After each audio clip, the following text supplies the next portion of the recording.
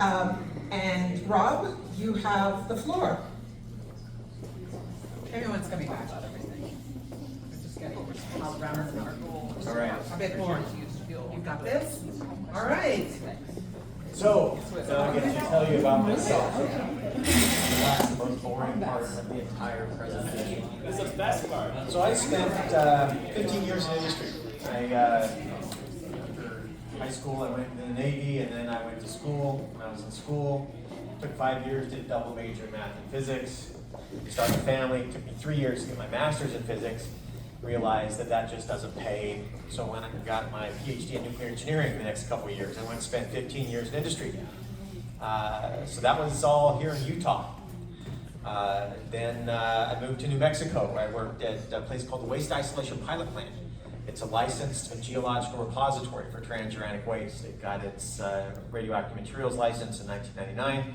And then it got its hazardous waste disposal facility license shortly after that from the state of New Mexico, and it's been operating ever since.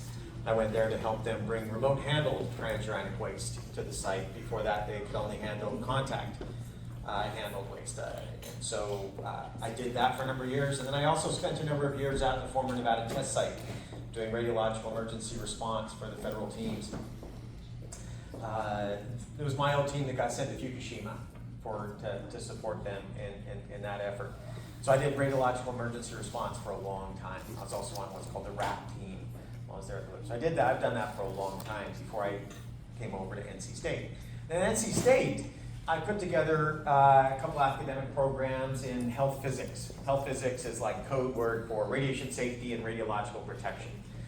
And so I administer our undergraduate minor in health physics and our graduate certificate in health physics, which can be obtained online. It's part of our Master's of Nuclear Engineering program, which has been ranked #1 in the country for like 7 years in a row, something like that. 8. Oh, 8 years now. Yes, #1.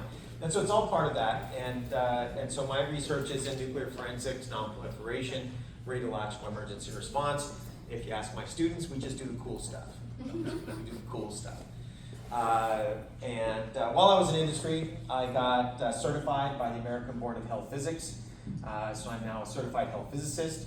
I also got my professional engineering license from both the state of Nevada and the state of New Mexico, where I worked. So by law, at least in those states, you can trust my calculations for your safety because I have a license to practice engineering in those states. And that's what that means. It's like a license for anything else. It means that I've gone through and demonstrated that my skills are at that level. And then I was asked to explain the little QR code there by my colleague. The QR code is because I have all of these amazing grad students, and they did research in public communication, and they were very adamant that the only way to successfully do public communication in today's day and age across this country in general is through social media. And so I do public communication through social media. That actually QR code is a TikTok channel where I just do little quips of, sharing little bits and pieces of scientific facts and whatnot. You see up here on the screen some of the photos of my laboratory. I have the coolest lab on campus, just ask me. And so that's where we are. I also have a joint faculty appointment with the Savannah River National Laboratory because of the stuff I do in nuclear forensics. And I'm also the associate editor of the journal Radiation Physics and Chemistry. So I'm one of the people that gets to decide if a paper is even worth sending out for peer review, or if it goes to peer review for interpreting what the peer reviewers say as to whether or not it should be published and how to go forward with that. Oh, so this is where I was supposed to be reminded. So that was my reminder. So I did it. Okay. So this is what I'm going to talk about. I'm going to kind of do a big, broad picture of the radiological issues that we have around our country, focusing on not just the fuel cycle, but specifically risk. And that's what I'm going to focus on. It's the thing that I specialize in, what I do research in, what I do teaching in, what I've got my credentials in, national and state credentials, along with the fact that how I teach all this stuff. All right, so this might be the ugliest and worst slide yet. We shall see. What I have here on the left, up in the top left, is a fission reaction. Basically a thermal, really slow neutron comes in at uranium-235 with a certain probability, it will fission. If it does fission, it gives off a huge amount of energy in form of heat. The actual metric is right around 200 million electron volts. That's gobbledygook, right? What is that? It's some unit, right? Let's contextualize that. If I do combustion of fossil fuels, let's take the most greenest form. If I do combined cycle natural gas, I get the least amount of fossil fuels per energy output of all of the fossil fuels, natural gas. That's just methane. And so if I'm using methane and I'm combining that with oxygen, I get out, if I have full combustion, I get carbon dioxide and water. Now, the reason I bring that up is that this is a chemical process down here below. In a chemical process, all that you're doing is rearranging the valence electrons, those outer orbital electrons. We're just rearranging where they tend to spend most of their time. That's it. That's all of chemistry and material science and all other forms of engineering except for nuclear, where we focus not on just the outside electrons, but also on the nucleus. But the reason why I brought these together is that if I do combustion of fossil fuels, I only get about 1 electron volt per atom of energy out. So for all the atoms that go in and the amount of energy that comes out that allows me to boil water and make steam, I get about 1 electron volt of energy per atom. And so pretty much everything else I'm going to talk about is going to come back to this. This is what we call energy density. Per atom, if I'm fissioning, I get about 200 million electron volts per atom. But when I'm doing combustion of fossil fuels, it's 1 electron volt per atom. And this comes back to things that can just, when you realize that that's how many orders of magnitude that is, that the implications can be incredible when you think about things like this. If I have a coal plant, just from natural radioactivity, impurities in a coal plant, I can actually have more radioactive atoms in their waste per gigawatt hour for per energy made. You can actually have more radioactivity in the waste from coal than from nuclear, from fissioning. Again, it's this factor right there, 200 million here, but so for every 200 million times I have a fossil fuel reaction, I can get that much energy from one fission. From one fission, I can get that same amount of energy. That's energy density. So pretty much everything that I'm going to be talking about when it comes to risk is going to have to come back and focus on this when we talk about protection. Now gets some of the more ugly bits right over here. This distribution right there is going to be is showing something that's called isotopics. Now what I have right here in the top left is I have this reaction that's taking place, and when the fission reaction took place, it created an isotope of barium, barium-139, and an isotope of krypton, krypton-95. Now what is all of this? This is just more gobbledygook maybe. What we have here is these letters tell you what the element is. That's how many protons are in the nucleus. So I can see here krypton has 36, barium has 56 neutrons, and uranium has 92. Now this top number is the total number of protons plus the total number of neutrons. So the chemical element is driven by this bottom left number. This is what we have here. If I have the symbol, I have a chemical symbol, and then the bottom left gives me the number of protons that determines the chemical. That's how many electrons are orbiting it. That's where all the chemistry is. How many electrons I have orbiting, and that's going to determine how it behaves chemically. But then I can have different numbers of neutrons in there. And it's when I add the numbers of neutrons and protons together that I get the mass number. And that's what's in the top left there, the mass number. How many of those atomic mass units do I have in a given element? And that determines the isotopes. You can have a single element, but with multiple isotopes. Each of those different isotopes is going to weigh differently than what you have for any of the others. They all have different mass. Now in nature, they're going to be homogeneous. The entropy will have distributed them uniformly so that they're just randomly distributed. But that's what this nomenclature is. So that's what this is saying over here on the left. And what I have here in the middle, now might be the worst. This might be the worst. Is that what I have in the middle is the distribution of atoms' mass values that I have in fission. So I generally get, this is a histogram, and it's showing that I'm going to get a lot of isotopes that have a mass around 140 and a lot of isotopes that have a mass around 90 if I'm doing fission. And that's a fingerprint of fission when I get that isotopic distribution. And we're going to come back to that. That's going to be significant when it comes to looking at the science that addresses the common narratives that we have in society about nuclear energy that don't agree with observational measurement. And here's some right here. This is what we know, just basic nuclear physics. So what I have here is the fuel cycle. And everywhere in the fuel cycle, I'll be generating some form of radioactive waste. It's like if I'm working with hay, anything I do is going to generate some hay waste. Or if I'm working with oranges, everything I do is going to generate some orange waste. Anything you do when you're handling nuclear material, in general, is going to generate nuclear waste, including mining. So if I dig a hole, I'm going to create waste from digging a hole, from mine waste. I send it off to a mill, I'm going to get mill waste. When I'm milling this stuff, the goal is that you're going to crush this stuff as fine as powder. The idea is that you want to be able to just throw this stuff on the water and it floats. When that happens, when it all floats, then it's crushed finely enough. And then you can leach out the mineral component. Nobody really wants the silicate, right? You don't want the silicate. That's what everything's made of. What you want is the mineral component. And then you can leach that out with chemical process. The standard, that's how we get all the metals that we have around us in general, is that we do this process. We dig a hole, we get out the dirt, we mill it, we extract the mineral, we then convert that mineral into whatever we want. Usually it's going to be a metal. And that's where it comes from.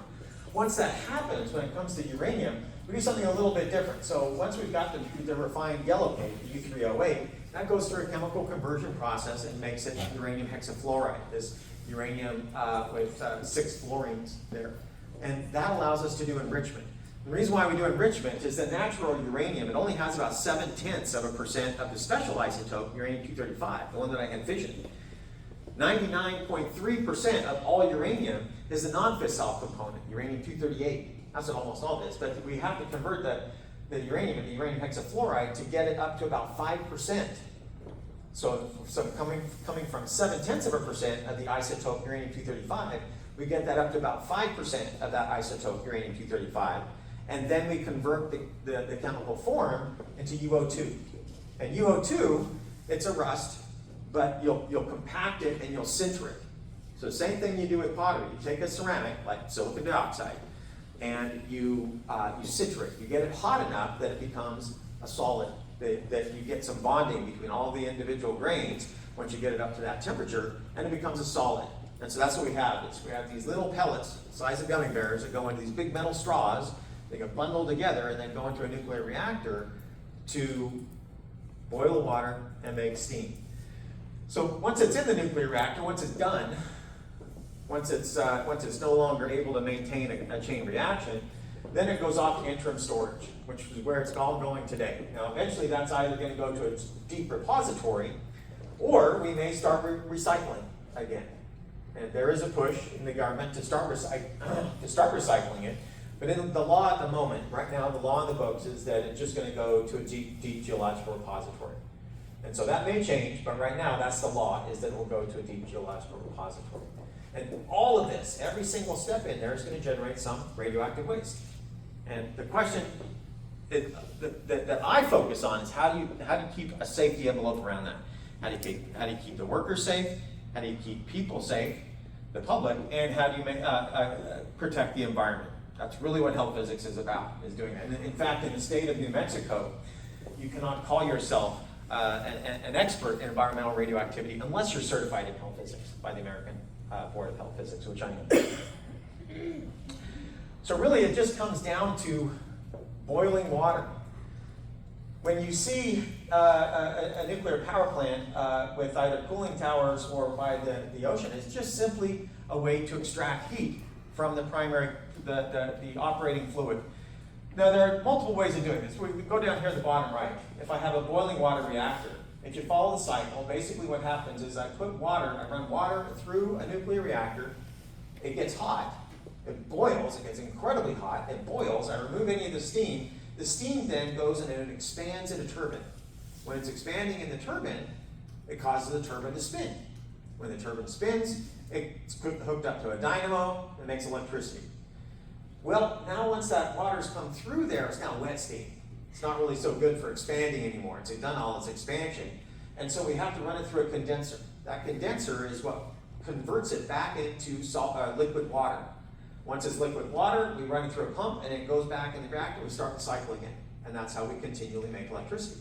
Now the only difference, strangely enough, the only difference between a nuclear reactor and a coal or natural gas or oil or geothermal is just a heat source. Everything else is a conventional commercial off-the-shelf technology. It just has to have incredibly high quality in order to be used in a nuclear power plant. But the technology is basic. You're simply boiling water to make steam, to make electricity. Now, the more common form of nuclear reactor is called a pressurized water reactor. And the pressurized water reactor is where the primary coolant loop always stays liquid. And when it's always staying liquid, it's got to go through a steam generator where it transfers the heat over to a secondary loop, which then boils and makes steam that expands in a turbine to make electricity.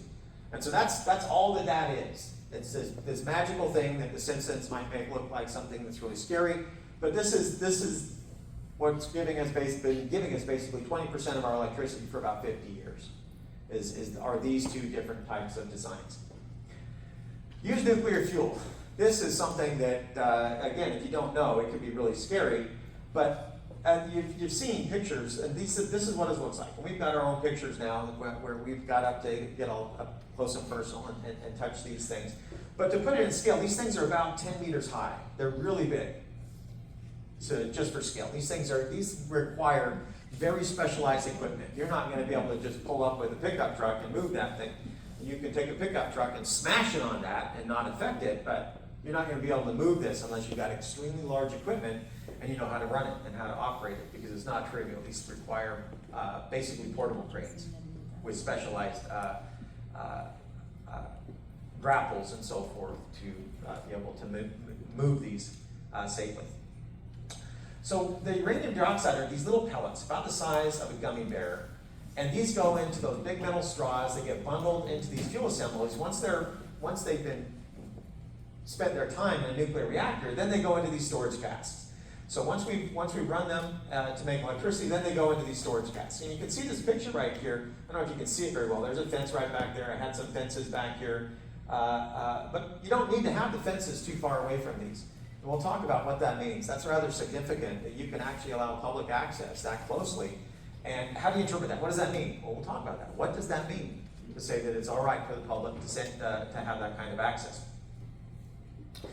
Now, one of the things that's easy to do is to misrepresent information. And one of the ways that I have found to be very misrepresentation is to point out that we've got 90,000 metric tons of used nuclear fuel that doesn't have a permanent geological repository. That can sound terrifying. That just sounds like it's an enormous amount. Just phenomenal. How dare they make that kind of waste? 90,000 metric tons. Well, let's contextualize that. What does that mean?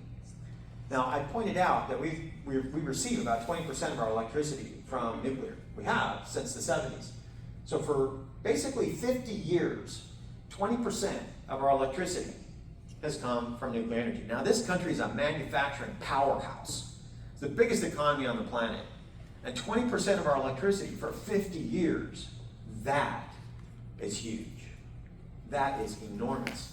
And that number that you can make sound scary, if you actually look at what it means physically, you could take all of that used nuclear fuel and it would not fill up a single football field above 10 meters high. That's how much that 90,000. It's highly dense. It's incredibly dense. The point is, it's not that much, and it's easy to handle. We know how to do it. We can do it safely. We've been doing it for a long time, and it just depends on how you look at it. You can make it look like it's scary, or you can say, do we actually have the technology to handle this stuff safely? Can we do it? And the answer is, as a scientist, an engineer, as a teacher, my answer is unequivocally yes. Why is this stuff so safe? The basic design criteria that we have in nuclear is that you find the worst thing that could possibly happen, and whatever that worst thing that could possibly happen is, when it occurs, you just assume it occurs, and you have to design it so that it's okay, that nobody gets hurt. That's just crazy. Just crazy to think about. Imagine if you had to do that with a car, right? That's what the specification was. Well, that's how we do it in our industry. Let me give you an example. For me to get a license for the Nuclear Regulatory Commission to put used nuclear fuel into one of these storage casks, I have to have my design, my final design, go through all 4 of these tests sequentially, the same cask. My design has to pass all of these tests. So it's got to do a 30-foot drop onto an unyielding surface. This is concrete, asphalt. Bam! 30 foot, fully loaded. I then take that same cask, I digress. You actually have to do a full finite element analysis and say what's the weakest point on that cask, and that's where you hit it. Then you follow up, then you do the same thing. You say, all right, now what's the weakest point on that cask? That has to do a 40-inch drop onto a steel bar. Bam! And it can't leak. That's pretty tough. And then I take that same cask, and it's got to do almost 1,500 degrees for half an hour. Full on flame. It's like a tunnel fire, and it can't leak. Then I submerge it for 8 hours at 50 feet of water, and it still can't leak. The same cask has to sequentially. So they've done tests on these, like shooting missiles at them and running trains into them, and they still survive. These things are incredibly robust. So I'm not going to say these are indestructible, but they are virtually indestructible. The idea is that what's the worst thing that could possibly happen if I have a traffic accident with one of these used nuclear fuel casks? Well, it could roll off a cliff, right? 30 foot onto an unyielding surface. It could roll onto a big spiky boulder, right? Bam!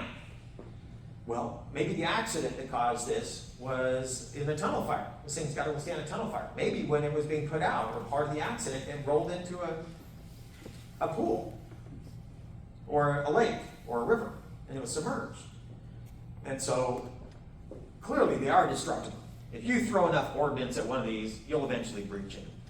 But my professional opinion is whatever it would take to breach one of these, I'd much rather, and this is my professional position as a certified health physicist, I would much rather people throw ordnance at this than at occupied buildings.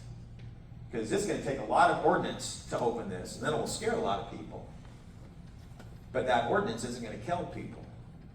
And in my opinion, my professional opinion, it's a lot better to scare people than it is to kill them. And that's what I would recommend to anybody, is that these things are much better terrorist targets than your house, or your office building, or anywhere that's occupied, a cafe, a bus, or anything like that. So they are destructible, but they are virtually indestructible. They are incredibly, incredibly robust. This is where I used to work, southeast of Mexico. You can see where it is right here, southeast Mexico. It's actually oil country. There is the waste isolation pilot plant. I had mentioned this at the beginning when I introduced myself. It's a geological repository for transuranic waste. And there's basically a cutaway view of the surface features. It's basically a salt mine, just a deep salt mine there in New Mexico. And here on the right, you can see the stratigraphy. And here on the left, you actually see a miner. He's got a belly box right there. He's remote controlling this miner. That's the machine. And he's just mining the salt.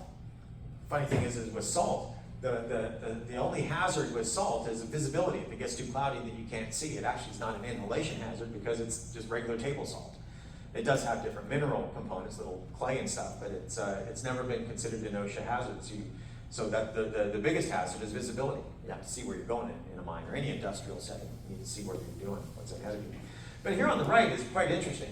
This gray and then this green, that's about a mile thick. The gray is sodium chloride. The green are going to be calcium sulfates. So these are water evaporites from an ancient lake formation, a mile thick. Now that's what we call stable geology. You don't get fault lines in there. The grains are about from table salt grain to maybe the tip of your thumb, something like that. And this stuff actually behaves elastoplastically.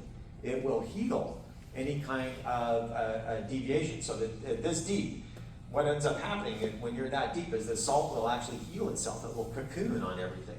Because under those massive lithostatic pressures, it actually will slowly, plastically move. Quite slowly, but it does happen. So it's really interesting. The geology there is quite interesting. So let's look at the worst case. They actually had the worst case that occurred.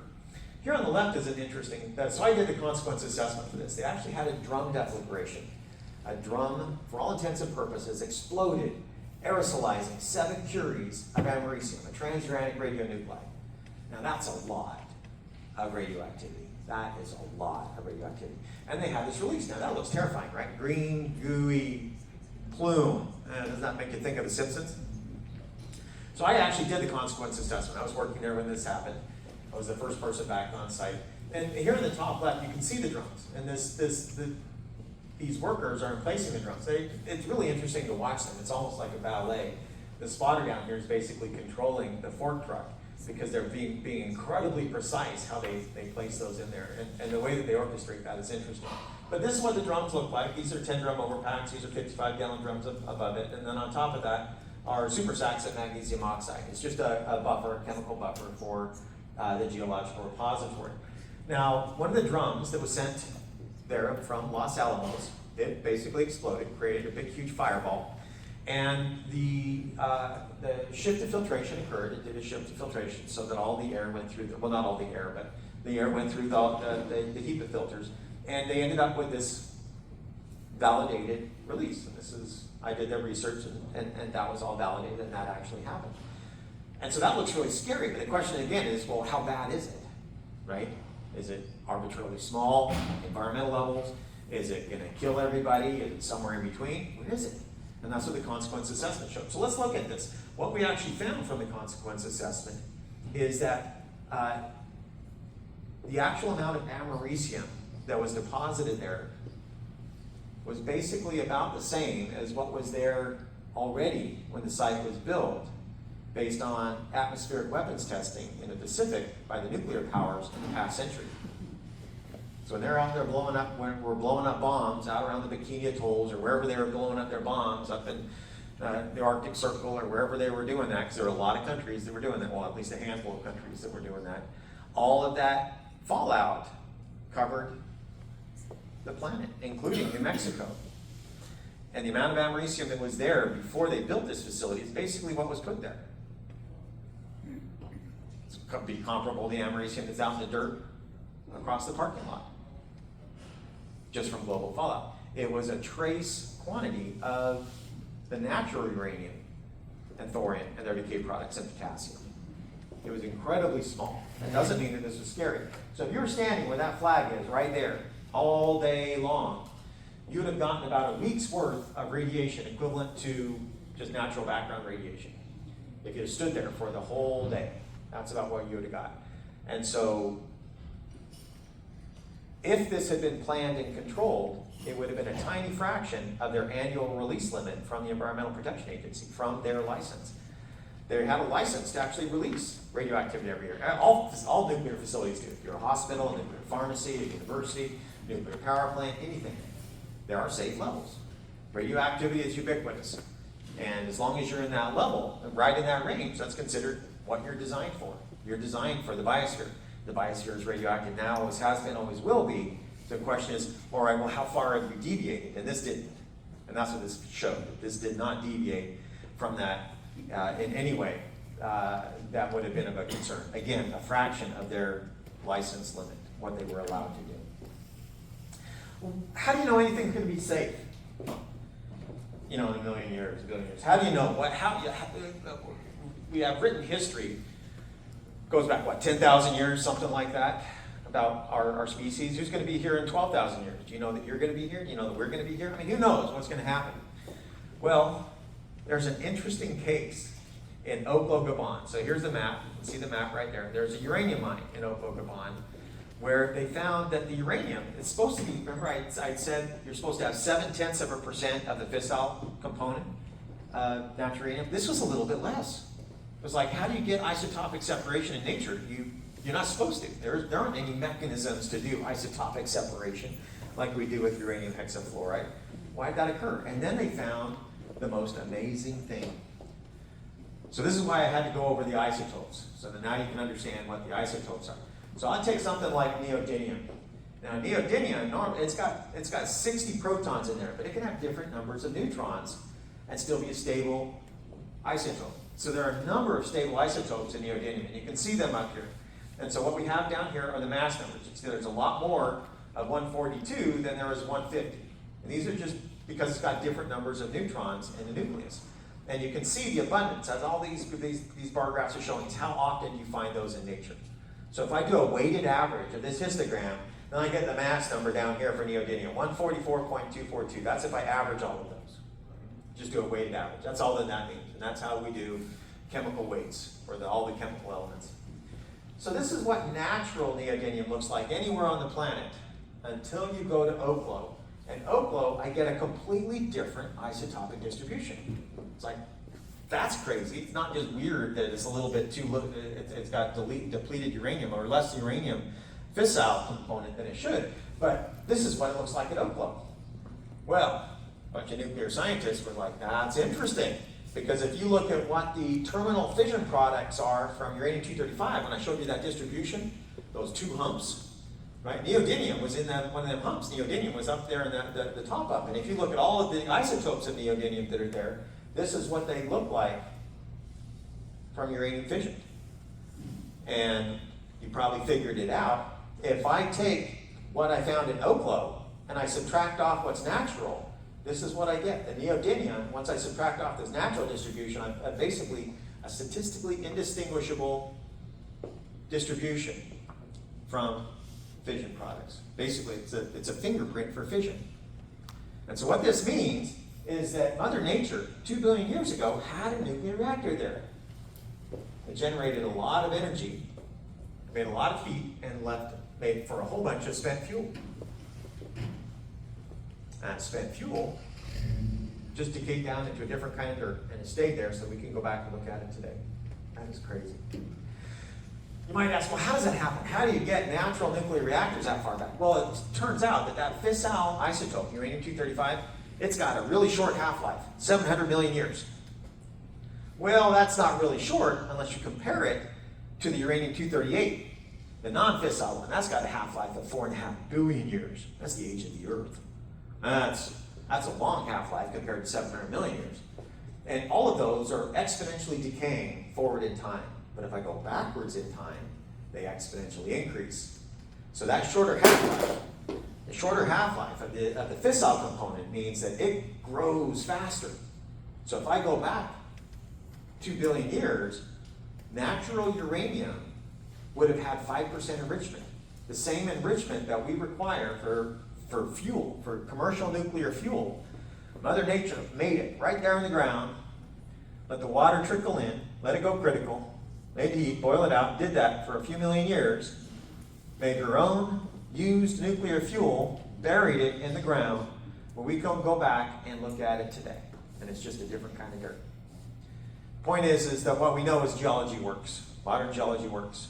That's basically it. That's the moral of the story, is that what you would expect from geology is what we find when it comes to used nuclear fuel. So you don't need to reinvent the wheel. You just need to respect the fact that geology works. In fact, this is the quintessential, so I also publish this, a bunch of this stuff. So I do research in pretty much all of this. So this is one of my publications where I showed that not just here, but also probably on Mars, and it's happening elsewhere. And then this kind of process is what's contributing some amount to gamma ray bursts, as this is happening elsewhere throughout the galaxy and throughout the universe, as if you have basically uranium that was freshly created, say in a neutron star merger or something like that. You're going to be getting that kind of stuff. So we know what happens. Mother Nature has taught us. What will she do if you bury something deep like that? All right, contextualizing. What we want to focus on is, well, what's the risk, right? Who cares? A bunch of stupid science jargon. What is about the risk? What about exposure? Well, we get exposed by radiation from a lot of different sources. There's a wide variety of different sources. Well, let's bin them into groups and find out how much. How much radiation do you get from these different sources? This came from the EPA, and what you see is that we get about 2/3 of a rem, 625 millirem per year from all sources combined. Half of that's just medical, because of what you can do with it, right? You're not going to find, I don't believe, a competent physician that would set a bone without an x-ray, right? They could puncture a vein, right? They could do a lot more damage if they don't know what's happening in there. You're going to have an x-ray. That's just x-rays. There's a lot of other things you can do. You can do nuclear medicine. You can do computed tomography, right? All kinds of things that you can, by doing a CT scan, you get information today that decades ago would have required exploratory surgery. One of the risks of that, right? That's a 2-week hospital stay. You can do outpatient today. It's crazy what you can do. The same with nuclear medicine, things you can do outpatient. But half of this is natural. All of the natural radioactivity that's out there, half of the dose that we get on average as U.S. citizens is from natural. Most of that is just radon. And it's decay products, it's progeny, we breathe that. That's the price you pay for not walking around with a respirator, is that you get a couple hundred millirem per year dose from just breathing natural radon. It's always been there, always will be. You just don't want to concentrate it, right? You concentrate like anything, and there are going to be issues with concentrating things. The interesting thing about this, you can see that you get a little from space, a little from internal, basically the radioactivity in the food you eat. There's some consumer goods, but industrial, 0.1%, industrial. That includes radiography, oil well logging, density gauges for building roads, all sources combined. It also includes nuclear energy. And that's the smallest one, but that's the one that scares people the most in many instances. That 0.1% up there terrifies people. Again, but what's the risk? What is the risk? Let's contextualize that. So if I told you that yesterday you did something that resulted in you getting 10 to the minus 5 joules per kilogram of radiation dose, like, should I be scared? They're going to kill me? I don't know. What is 10 to the minus 5? That is gobbledygook. And I use that because it's gobbledygook. It's an intentional gobbledygook. What that is, if it's gamma and beta, it means you got about a millirem. Is a millirem scary? That's some number. I mean, who's ever heard of a millirem, right? Unless you're a health physicist or something. That's some random, who knows what that is. A millirem, it's about what you get in a day from all natural sources combined. So what you did yesterday is you lived. And that cost you your millirem. That's about what you get every day. About a millirem. And so the evolutionary biologists tell us that's your design specification. That's what natural selection over the eons would have designed you for. Same with the oxygen levels that we have, the pressures that we have, typical vibrations, typical impurities in your food, all of the things that you have. This is just one of those many, many specifications that temperature, all these kinds of things that is indicative of the biosphere, the entire biosphere, about a millirem. So that's going to be an important number, and we'll come back to that, but that's a simple metric. What you get per day on average from all sources combined. 5 millirem. Is that one scary? It's 5 times higher. Well, if you did a coast-to-coast flight from LA to New York and back, it's about what you get. Because of cosmic rays, because you don't have the air above you shielding cosmic rays. So is that scary? What if you got higher than that? What if you doubled that in a year? Is that scary? Probably not. That's just 2 coast-to-coast flights to LA and back. But 5 millirem per year is the EPA limit on what's considered allowable for drinking water. So if you have a source of drinking water where that's your only source of drinking water, the amount of radioactivity that's allowed in that drinking water cannot give a human being more than 5 millirem per year. So being told you got 6 millirem from a plane flight, you're not going to think about it, right? Maybe there was a solar wind or something and gave you a little bit more. But if you find out that you're above your EPA regulatory limit for drinking water, that could be terrifying. That could be really scary. They violated the law. They broke the law. That's a big deal, right? All kinds of fines that come from that. You break the law. You got an NRC license, you could get fined $10,000 a day from the day, just from a procedure violation that was intentional. From the day you knew about it and didn't do anything, you get $10,000 a day. That's a big deal. So is it scary or is it not? 5 millirem. So we're going to do what's called a logarithmic scale. I'm going to keep going by factors of 2 and 5, and we're just going to keep jumping up. We're not going to do a linear scale. We're going to get big fast in order to contextualize this. So is that scary? I don't know. 10 millirem. 10 millirem is the off-site effluent limit from a nuclear facility. So the most dose that the nearest resident can get from your facility in a year is 10 millirem. Right? That's the EPA limit that we had from that WIP, 10 millirem. And so our off-site limit to the nearest resident was a fraction of that, a tiny fraction. It would be completely legal if it were planned and controlled, but it was neither, so it was a big deal. But 10 millirem Right? If you find out a nuclear facility violated that, that's terrifying. Right? That's in the air. How do you stop the air? Right? That's in the air. 10 milligram. That's the regulatory limit. Now, I had shown you on the EPA chart that you do get about 5% of your annual dose, something around that range, a little bit, a little less, from the food you eat. The reason why is that potassium, essential to life, is naturally radioactive. The dominant radiation field you get outside of a used fuel nuclear cask is from cesium, cesium-137. That's going to be an all spent fuel. And potassium has a higher energy gamut and a higher energy beta. Potassium-40 has a higher energy gamut and a higher energy beta than cesium. And you die without potassium, literally. The sodium-potassium complex that gets water in and out of our cells. The body concentrates potassium in the cells and it concentrates sodium outside the cells. So the more cells you have, the more potassium you have. And so for a child or a small petite female, your average dose in a year is 10 milligrams. So this is the kind of things that allows cognitive dissonance to set in when it comes to looking at the regulations versus looking at what the risk is. So you can decide for yourself, is there a risk in the 10 milligram that I get because I want to have a healthy amount of potassium? Fair question. Happy to dive into that should anybody choose to do so. But let's keep going up.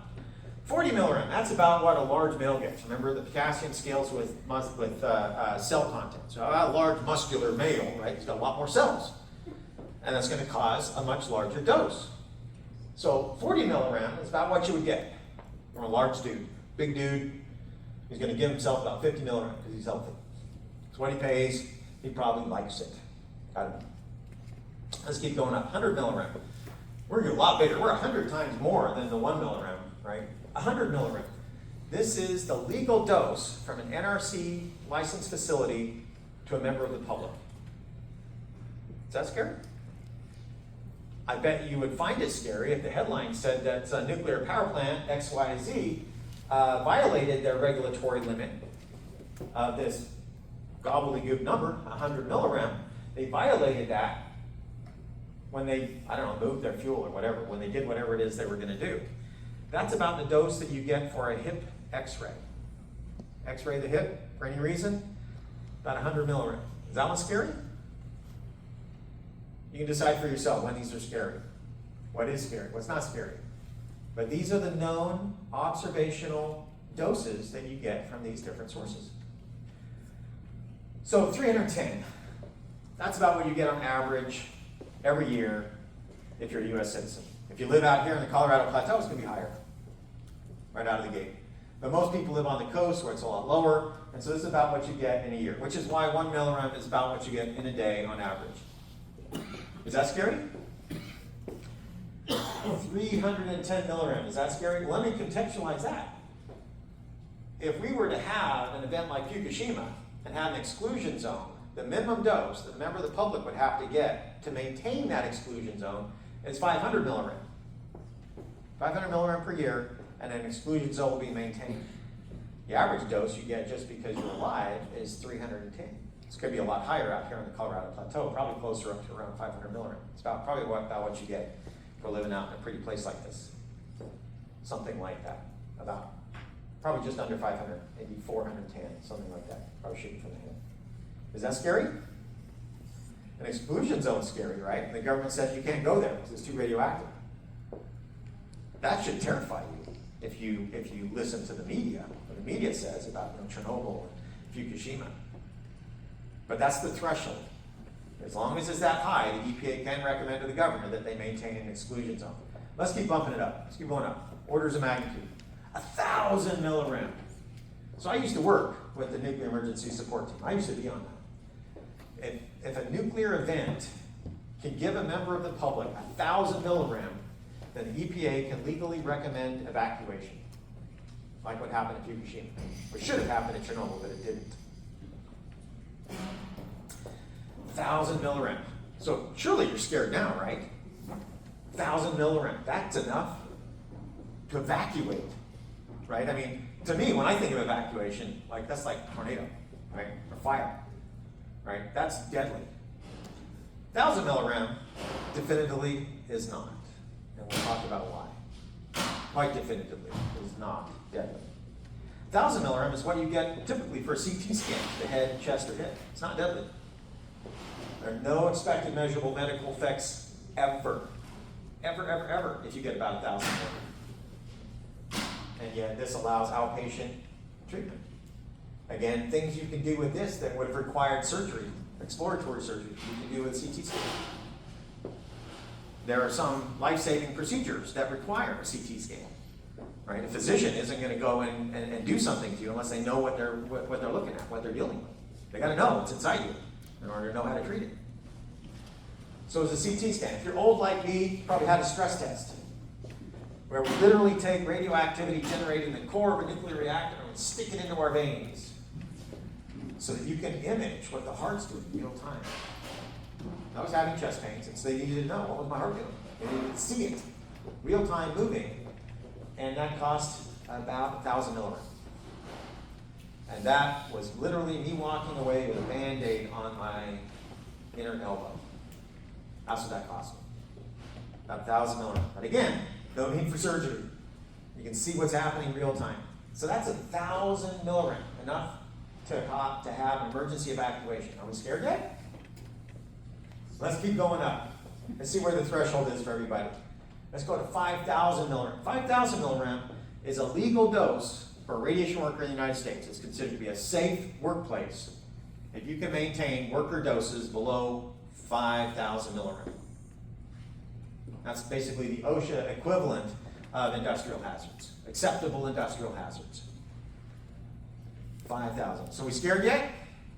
5,000 milligram is way above what could trigger an emergency response. 5,000 milligram is, you're not going to be able to not do an evacuation for people to get, if the public can get above 5,000 milligram. All right, let's keep going up. Let's do this logarithmic thing. We like logarithms. We like powers of 10. We're doing powers of 2 and powers of 5. 10,000 milligram. Okay, finally. We actually have a place where the scientific evidence shows if you get a dose that's this big, there is an expected measurable medical effect. At 10,000 milligrams, there's been 1 or 2 journal papers that have shown that if you're a child and you get a dose like this that's acute, like that, like in radiotherapy, that's what this was, radiotherapy. You get a dose that's like that, then you get a 0.5% increase in your cancer probability. You might think, well, that's completely unacceptable. Well, that's not the way medicine works. Medicine doesn't work that way at all. It's optimizing risk. If I can give a child a 0.5% increase in cancer probability, but cure them of cancer, that's what a physician is going to do, right? They've got cancer right now, and I can, with a high probability, make it go away with radiation treatments and chemotherapy. That's what a physician's going to recommend, flat out, full stop. But the radiotherapy does have an increased risk, but it's incredibly small. Typical cancer probability, if you live long enough in the U.S., typical, you're going to get about 40%. If you don't die from something else, you have a 40% chance of getting cancer, just flat out. That's just normal. It's a little bit more for women because of breast cancer, but that's the average U.S. citizen, 40% probability of getting cancer. And so if all a physician has to do to cure your cancer is increase that by 0.5%, what do you think they're going to do? I can tell you what they're going to do. They're going to cure the cancer and then incur the risk of later health effects. But it's going to be 5, 10, 15, 20 years down the road for that cancer to be realized, if it's realized at all, and it's with a low probability.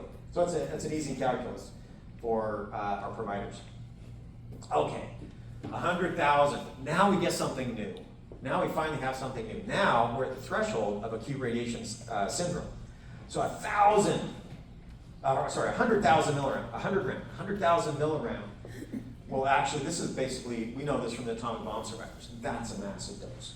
That gives you a 5% increase in cancer probability, and it's just the onset of acute radiation syndrome. Keep going up, 500,000. This is what we call a lethal dose of radiation. Now we've been going logarithmic scale here, 500,000 milligram.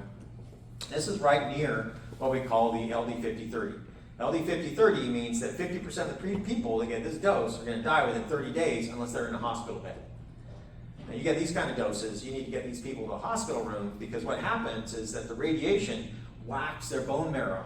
And whacks their bone marrow is really sensitive. Your bone marrow is quite sensitive, and it's going to get shut down for a few weeks. And when that happens, you're not making white blood cells, you don't have an immune system, and opportunistic infections like bacteria or viruses or even fungi can wreak havoc with you because you have no immune system. You're like a later stage AIDS patient. You need to get into a hospital bed.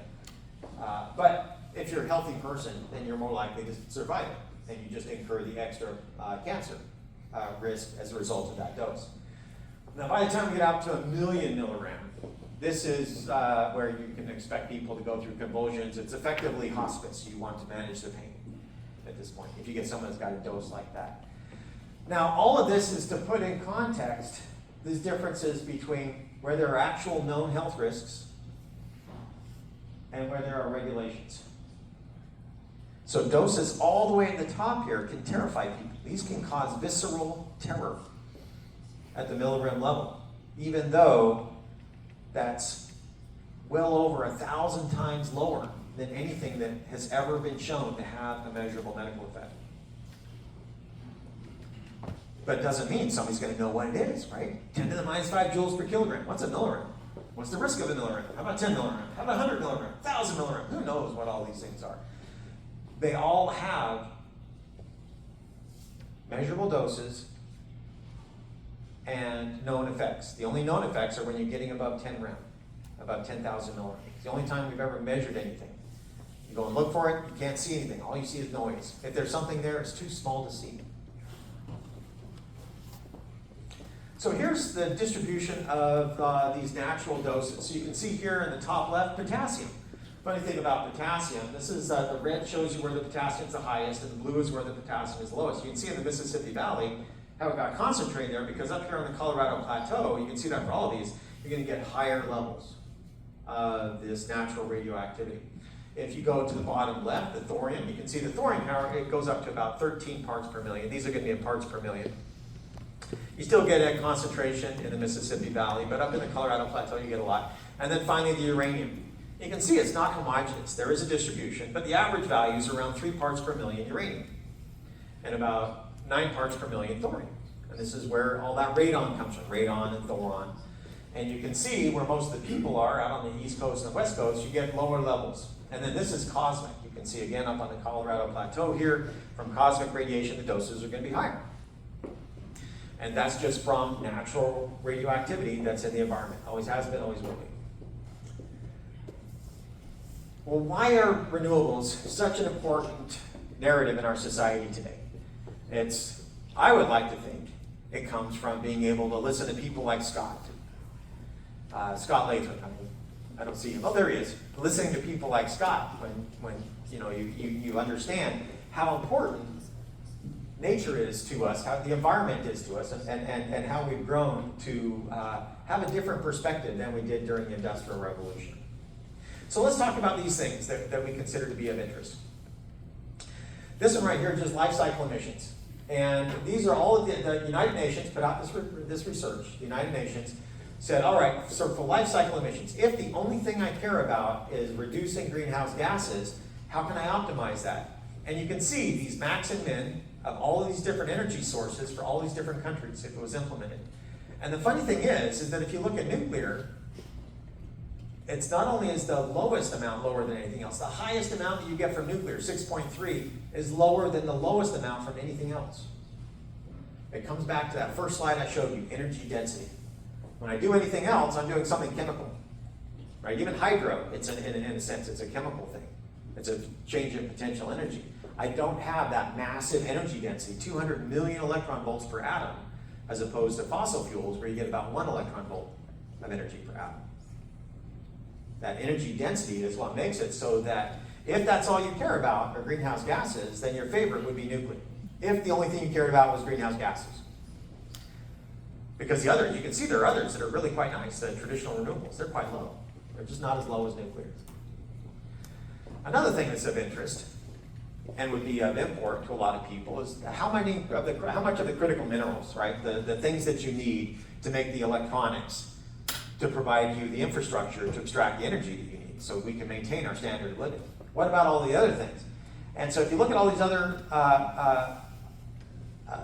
minerals that are needed, again, almost the lowest is nuclear. The only one that's lower than nuclear is the smaller hydro. If I do combined cycle gas, I can get quite low. But when I look at the traditional renewables, it's just the opposite. I need a lot more materials to get the same amount of energy. A lot more. If I'm doing photovoltaics or wind, those are going to be the worst. So if you care about how much mines and milling facilities and manufacturing facilities, if those are an issue, then traditional renewables are not going to be attractive, if that's the only thing that was of interest. Or if it was of interest, then this would be weighted into you would think this would be weighted into your calculus for what you decide to be attractive or not. Another is the footprint. How much land do I need to take up? One of the things I love about my country that I personally value is that we value some places so much that we say we're going to pass a law that says the only thing you can do in this place is look at it. The only infrastructure that's allowed is the infrastructure that's allowed to get you to go in there and look at it. And what you can touch is only this much. This is what you can touch. You can't even touch anything else. The national parks, right? National monuments, those things, where we've set them aside and said, this is so beautiful. You're not allowed to do anything but look at it by law. I love that. I think that's amazing. I love that. But that doesn't mean that when you see open space, you say, oh, how can we utilize that? How can I take this open space and not leave it open space? Well, that would require high energy density. You want to be able to not use a whole lot of area. This is, again, a logarithmic scale. So every time I go up a notch here, I'm multiplying by a factor of 10. And again, nuclear is the lowest. So if I want to use the least amount of land, it's like what Scott showed you with Diablo Canyon, right? You got 14 miles of pristine, untouched California coastline. Imagine that. Untouched California coastline. 14 miles. And there's this tiny little postage stamp that supplies millions of homes with electricity. That's like the quintessential Native American values as I interpret what Scott says. Just a negligible environmental footprint with a huge, enormous benefit, and it left 14 miles of pristine California coastline. That just sounds like a home run. But the point is that it just takes such a small footprint, and that's a good example. Just an incredibly small footprint. So here's a real eyesore. This shows for all of the different countries that are out there, and these are all the ones of interest, all these different countries, what's the worst and best cases of those different countries for total life cycle cancer risk. The point is if you go back and look at all those minerals that were needed for renewables, those require mining and milling and manufacturing, heavy metals and toxic PFAS. All of those things are potentially going to be used in making all the infrastructure to extract the energy. And so what is the total carcinogeneity of all of those combined? And if you follow a life cycle and say, what is the public cancer risk from all of these different energy options that are out there? There's a lot of them. What they found was nuclear right there. If you look at the lowest of nuclear, it's lower than anything else. If you look at the highest probability of nuclear for cancer, it's lower than everything else. Life cycle carcinogeneity potential. That's what the United Nations discovered because of all of the materials that are needed for any other energy form. And again, it just comes back to energy density. You don't need a whole lot of something, then you're going to have a much smaller impact across the board. And that's what that energy density buys you. So let's talk about these. So I've done research in these, and a lot of this is going to be shown in that publication. So I've done research in pretty much everything you've seen. This is what I do my research in. Let's talk about 3 Mile Island. The reason I started that whole risk scale at 1 milligram was because that was the average public dose from 3 Mile Island. How scary is 3 Mile Island? And you say, all right, so they got a milligram, right? So they're going to get cancer from that, right? That's what you could think.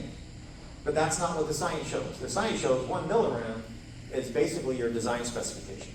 The fact that you're a human being from this planet means that that's how you've been evolved. You've gone through our species has been exposed to that from the beginning. Actually, it was higher as you go further back. It was exposed to higher levels as you go back. And so that was the average dose that people got from that. Remember I told you the design specification for nuclear in the United States is that the worst thing that can possibly happen is that nobody gets hurt. So you have a meltdown in a nuclear reactor, and you get about a millirem on average for the public. And that's terrifying. That 1 millirem can be viscerally terrifying to people. Oh, we're going to go to Chernobyl? Well, yeah, we'll do Chernobyl. Let me do Fukushima next. So in Fukushima, this was a Western design. It didn't meet all of our specifications, but it was based on the Western designs. Fukushima was created by a tsunami, 9.0 earthquake, 14-meter wave, basically biblical scale, just enormous. It killed 20,000 people, something like that. The tsunami killed 20,000 people. That's not what we hear about in public narratives. We hear about Fukushima, nuclear power plant. 3 out of 4 nuclear reactors meltdown, full meltdown. That's what you hear, not the 20,000 people that died from the tsunami. The evacuation that occurred as a result of that is the only thing that killed or hurt anyone in the public outside of fear. In fact, it was fear that caused that. It was the panicked evacuation that killed almost 2,000 people. Remember, the trigger for an evacuation is about 1,000 millirem, more or comparable to what you get for a CT scan. And so that's what they were avoiding. The average dose was about 700 millirem. So literally, in this example, people risked and lost their lives to avoid an exposure that would have had no measurable medical effects. That probably should be said over again. They literally risked and lost their lives to avoid an exposure that would have had no measurable medical effects forever. Ever, ever, ever. Below what we could see. If it's there at all, it's too small to see. Whatever's there is too small to see. That should clarify just how different the actual information is compared to the misinformation. Chernobyl. Here's an interesting one. This actually gave doses high enough to cause acute radiation syndrome. Dozens of soldiers died from acute radiation syndrome to this. That means they got doses that were really, really high to get acute radiation syndrome. Now, because they didn't do any kind of public communication or emergency response, there were something on the order of about 4,000 cancers. Because they basically said, we're not going to say anything about it, not tell anybody about it. Kind of reminds me of what happened with the Navajo miners. Just said, yeah, go off and do that. We're not going to tell you what the risks are, so you can't mitigate them. We're not going to give you the opportunity to protect yourself. And so the children drank the milk, the people ate food, ate mushrooms, and they got doses. They were literally on the order of thousands of excess cancers. Now, this is what's crazy. This is what's really tragic about Chernobyl. Many thousands of women got pregnancies that were not warranted medically, substantially below because the doses that would have caused any kind of a measurable effect. But there was an Estonian study, it's right here down here. This Estonian study where they took, at the time, Estonia was part of the former Soviet Union.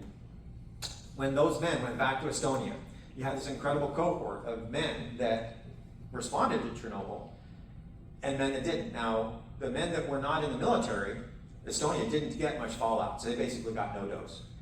And then the men that came back, you can do this epidemiological study where you say, what's the disease rate from the people that responded to Chernobyl versus the disease rate of all the other dudes that weren't in the military, right? So you get men that have the same genetic makeup, they have the same diet, the same lifestyle, they dated the same girls. And you could say, what's the change in disease rate between these two? Ones that were responding to Chernobyl, ones that didn't. And the earlier study didn't find anything, but this publication, 2023, showed what was expected, a small, statistically significant increase in the Estonian liquidators, the men that responded to Chernobyl. What they found in this study and in earlier studies is what I'm going to tell you that's staggering. The biggest effect was the change in suicide rates. A 600% increase in suicide rates if you responded to Chernobyl. There was a stigma that came with that. There's this self-fulfilling prophecy that any kind of medical effect that they would have, even if it had nothing to do with radiation, just a normal effect like arthritis or losing your hearing, things that are known not to be affected by radiation dose. Again, 10 to the minus 5 joules per milligram. What does that mean? Who knows what Chernobyl does? Until you saw this presentation, who could have guessed what radiation effects do, what kind of things radiation can do? Who knows the difference between acute radiation syndrome, where that can start, or cancer probability? What kind of correlation is there, right? They're soldiers, right? They're not health physicists. And so they attribute these health effects to Chernobyl. I mean, how do you know it didn't? Prove to me that my arthritis was not exacerbated by Chernobyl. You can't do it, right? So maybe it's true.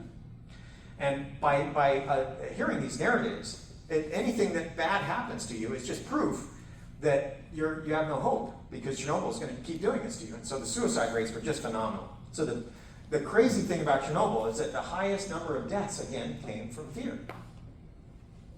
Because you don't know. This is spooky, scary. Who knows what's going on with this radiation? This is nuclear science, right? Who's confident in nuclear science? That stuff's scary. And so that's what's crazy about Chernobyl, is that this study showed that fear is killing people even there, just because they're terrified. Who knows? Well, it's Chernobyl, right? That's some scary stuff. Again, coming back to energy density. So if I include Chernobyl into the statistics, and I say, how many people have to die in order for the state of Utah to get electricity every year, right? Let's say the state of Utah uses, 10 gigawatt hours per year of energy. How many people is it okay to die for you to get that? Obviously, your answer should be 0. Well, the answer is not 0. People die in accidents to provide us with electricity. How do we minimize that? How do we get that number as small as possible? Well, if I include Chernobyl in my accident statistics, nuclear is better than wind. People fall off turbines, get electrocuted. Same with solar, you can fall off roofs. There are non-zero accident deaths from solar and wind. And nuclear is basically right there.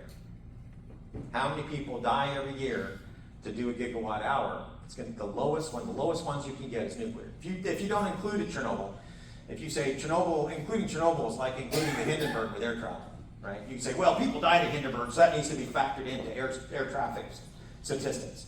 They don't do that. But with Chernobyl, we do. We fold that in, even though they're not built anymore. They're all illegal. We don't build them like that. And that was a really bad Soviet design at the time. The nuclear ends up being orders of magnitude safer than solar. People just don't die from nuclear accidents in the United States or around the world. It's just not something that happens. Before 9/11, remember I told you the design specification for nuclear was that the worst that can happen is that nobody gets hurt, like 3 Mile Island? Before 9/11, these were designed by law that the containment, the thing that holds the nuclear reactor, could withstand a large jumbo jet head on. Bam! No release, no effect. Now, obviously the people on the plane, we're not counting them, we're just talking about the radioactivity, but that's the design specification for nuclear. And that was before 9/11. After 9/11, we increased security substantially and dealt with other ways of mitigating that potential. So I guess I don't have time for this. It's just the safest train in the world. The DOE did that. We'll just go ahead and skip that and come down to questions. So now if you have any technical questions, I'm the guy for it. If you want to know the science. Questions and comments? Yes. Or feelings?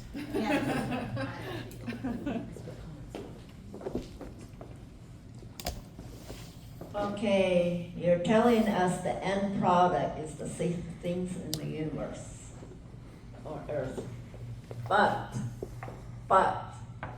what about us here? Uranium mining. We lost many people. Still losing many people. Both sides of my family are dying off cancer. You know, the story I heard from my cousin is his dad used to work in one of the mines out here by Blue Mountain. And there was anything safety. The family lived right there on site. The water that comes out of the mine was used for culinary, laundry, and the kids played in. And the kids played in the mine. But what is anybody going to do for us to clean up the remediation. That's our very main worries. The mill, the transporting of uranium. That uranium is being transported right by my front door.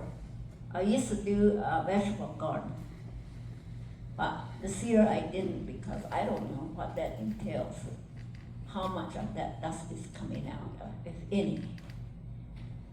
So these are our questions here on the Navajo Reservation. And yeah, the end product sounds great. So, and the end product usually doesn't come back to us to use, or we're not being paid for.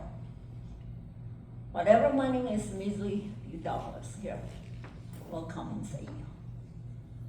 So, anybody in the industry in that field, come on, get that through your head. We're very angry about what's going on. Yeah, other people way out there in the cities are using these end products, any extraction. The fossil fuel, the hydrogen pipeline they're trying to put in, the uranium transport to the mill is great. One planning man said, oh, that's our livelihood there, leave it alone. I was like, what about us down here? Thank you for that. Does anybody want to also comment to that at all? Tyler. You can't get rid of me, you guys. I actually love this presentation and I love your question because here's what I think I just learned is we're not doing a lot of great education on it and we don't know because we could, even if we got a report, I love it when you say it's gobbledygook. Like for us, we're like, yeah, but what does that mean for this one thing? And I think that these conversations can really help because I think that the mill does have information they can share with us, but where and how do they do it? Are we willing to listen to it? Are we, like, I love this. I love that you're bringing up why we're frustrated because it will get us to the point of getting the information we need. And also, we might need to figure out how to disseminate that education. I'm a nerd, so this has been fun. But I don't know if other people are nerds because they might be like, oh my gosh, it still feels like this is hard. But we need to listen and we need to figure out. And the other thing is leaders in the communities, we're responsible for also helping break down that communication once we receive it.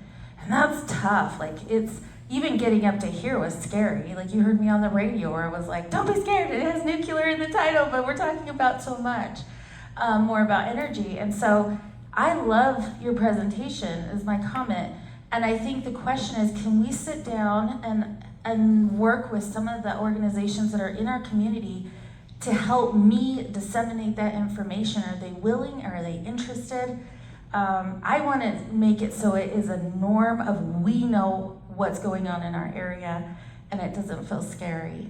And then also on the flip side, for all the, as we voice things and say, like we're angry, we're frustrated, we're these things, are we also open to going and learning from the people that are the experts? And so I've learned a lot just from this, so thank you. Cool. I actually will add something that hopefully will help contextualize this. My personal mission, I have a slightly different mission than Scott and Heather, although we have a collective mission for consent-based siting. I'm an educator, and I'm a teacher. That's it. That's what I do. And Heather's an engineer, and Scott's a retiree, right? But we, but my mission as the educator, at least about radiological risk, is to enable, to contextualize it. Let's say it wasn't a mine. Let's say you're going to do a dam, or let's say you were going to build a factory. You're going to haul stuff in, make stuff, and send it out, or whatever it is. Any kind of industry you have has risks. There are going to be risks associated with that. What I would like to do, in terms of what I can do, is to allow people to assess the radiological risks. So that, let's say for energy, let's say you want energy. If you decide that you're going to take the environmental impacts from solar and natural gas because it's cheaper, then that makes total sense to me. But what I would like to do is to make sure that it's not based on misinformation about radiological risk. So if you're going away from a nuclear option, my goal would simply be that it was because you did an appropriate risk analysis. And you said, if I'm giving, for example, like with coal, right? Like say you ban a nuclear power plant, you replace it with coal, you're gonna get more radioactivity per gigawatt hour, or maybe more radioactive atoms per gigawatt hour with coal from your natural radioactivity, all that uranium and potassium and thorium that I showed you, right? That's gonna be in the dirt.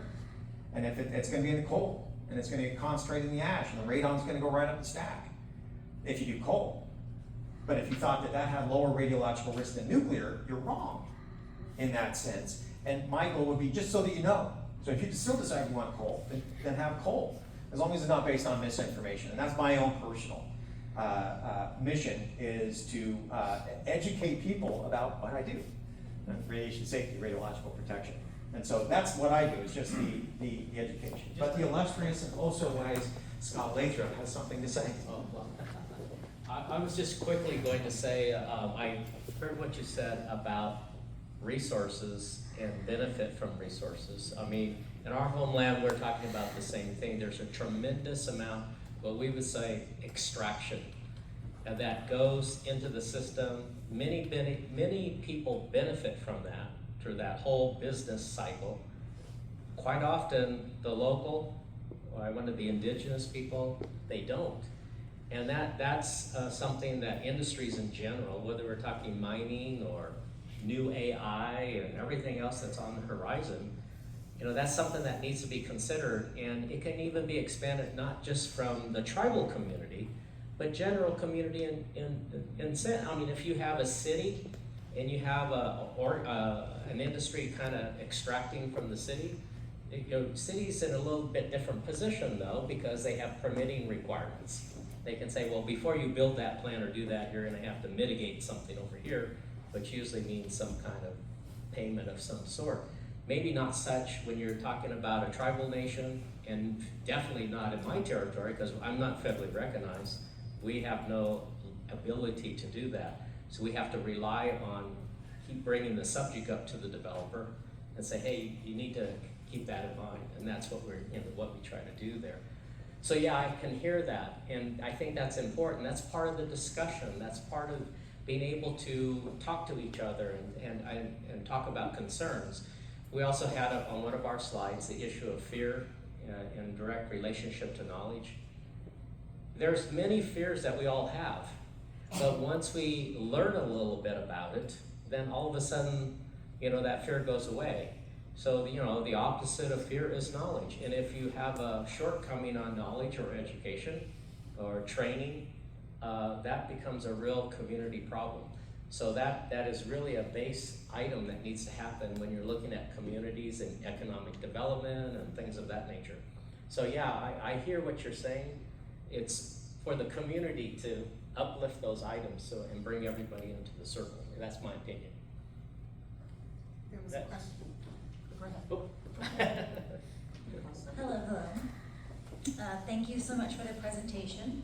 I appreciated the risk assessment charts that you were providing, and with nuclear being lowest, but part of my interpretation of that is because the energy is so efficient, but I would be curious if it were to be more broken down into the mining of uranium, and this is kind of going back to what Mary is saying, who is actually at risk? Because a lot of what we've heard today is the processing and on, but what our community and what our area is used to is at the beginning of the process. We see the uranium mining and the effects that is having, and I haven't really heard a lot about that and how people are going to be safe here, and how the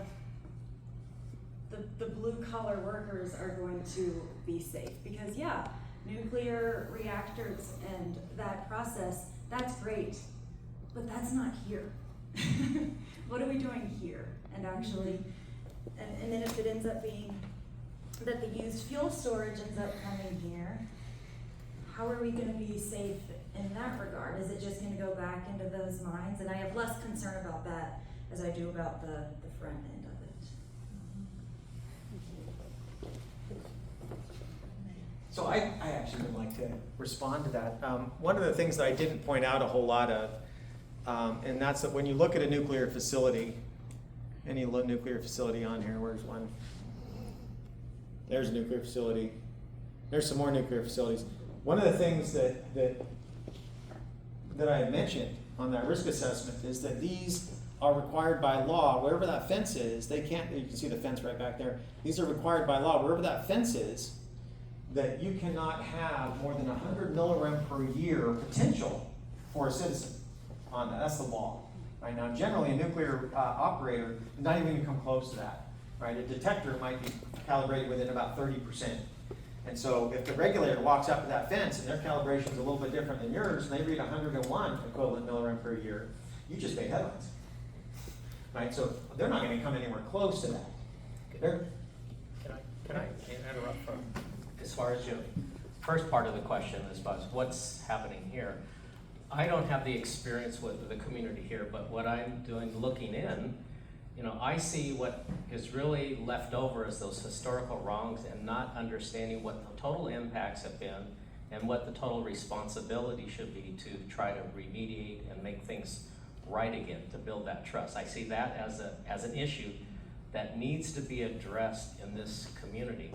And then what I also see is really a lack of knowledge or education about new mining processes. Because a lot of the stuff that we're talking about here are based on past practices. It's sort of like the slide up there of Chernobyl versus today. I mean, since the time in the 40s that we are doing mining until today, there's a tremendous amount of new technology. But if the industry doesn't share that with the community that has the resource, it's gonna be a real tough thing. And so I can only say, again, I'm on the generation side, we had concerns too. What is this all about? But until we actually got that relationship with the generation industry and they disclosed and opened up what they were doing and the protections involved. I mean, we live in California, right? Earthquakes. Naturally, generation, earthquake. But then when we went out to the plant and my gosh, we see the overkill.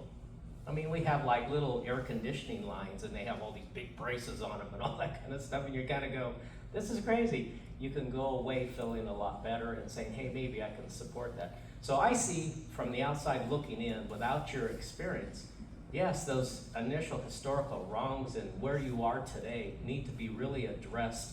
And the industry could help because they could really push the government. You know, they could really say, hey, we need your support to solve this issue, because this is a good thing that we should be doing going forward.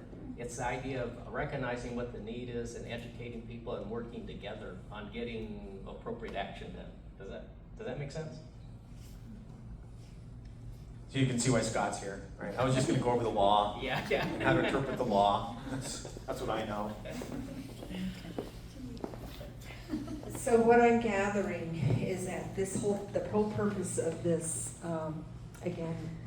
gathering that over the course of the days is to look at an area, and it appears that this is the area that you're looking to for consent site basing to restore, store fuel, waste fuel. So in that process, I saw a lot of water happening in there. Where is this projected water gonna be coming from? And it going, you know, there you have that process, you're showing this process, but then you said there's another type of process where it's showing it going into the ground area.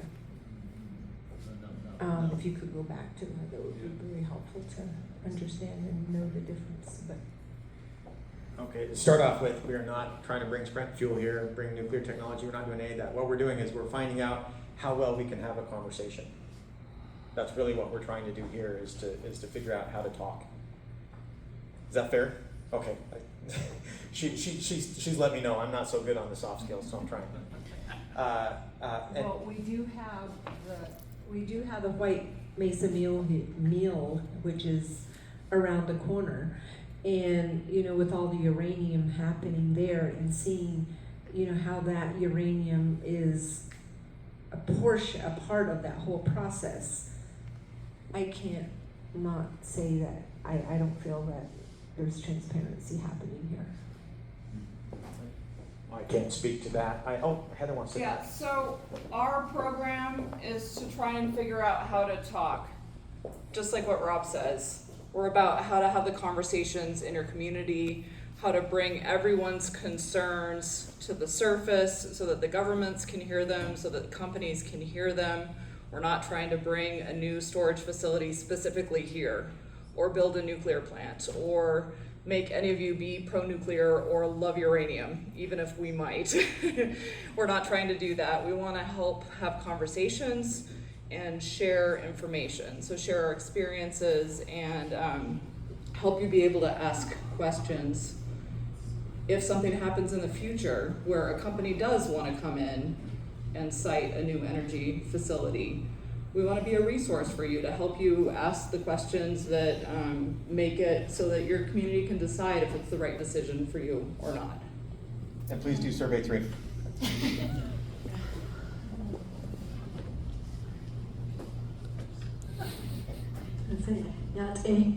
Yat share bit ahinishnido kitachi bashashin kia ani dashachido bashadashanana and the Tado Enasha, what on as I say on it. My name is Karma Claw. I asked not to be on video or photo, and I guess my discussion today is going to be rooted in that idea of really taking data from our communities.